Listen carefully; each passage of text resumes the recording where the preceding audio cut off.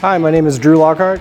I'm a journeyman carpenter here at Local 635 in Boise, Idaho, and I work for a company called New Space. Today, I'll be giving you my tip of the trade.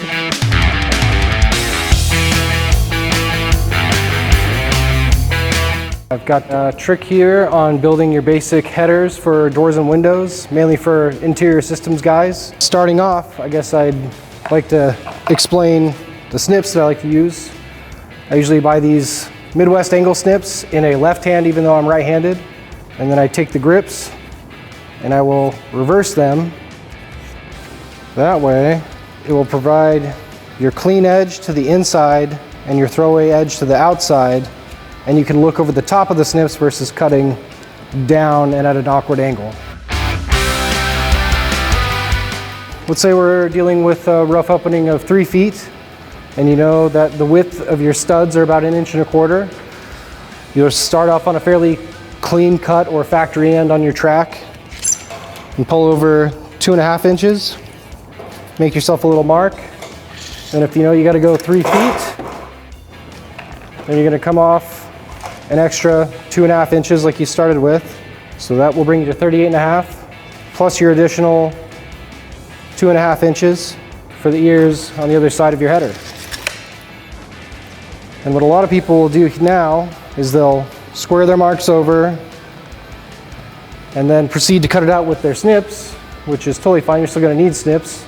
But when you do that, oftentimes guys will moon out the clean edge that needs to go on your cripples where you want it to be a perfect 90 every single time. So I'll come through on all of my individual marks and I'll score with my knife right across the back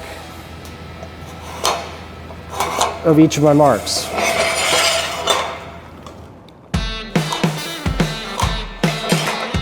All right, and then from there I can see my score marks. I've only made small, marker notation on one side, but now that you've scored it, you can see it on both sides, and that saves a step.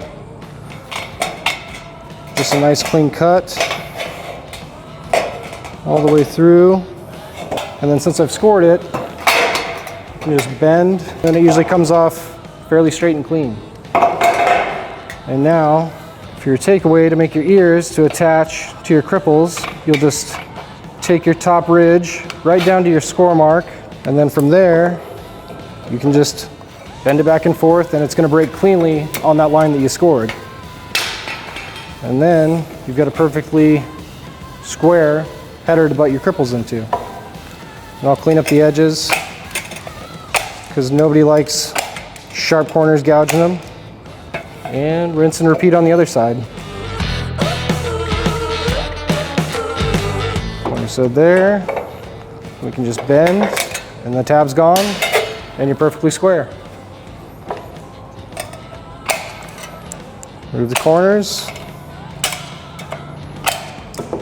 Maybe give them a little pinch in so it hugs a little bit when you install it, and you have a perfectly square header without mooning it out with your snips. And that was my tip of the trade.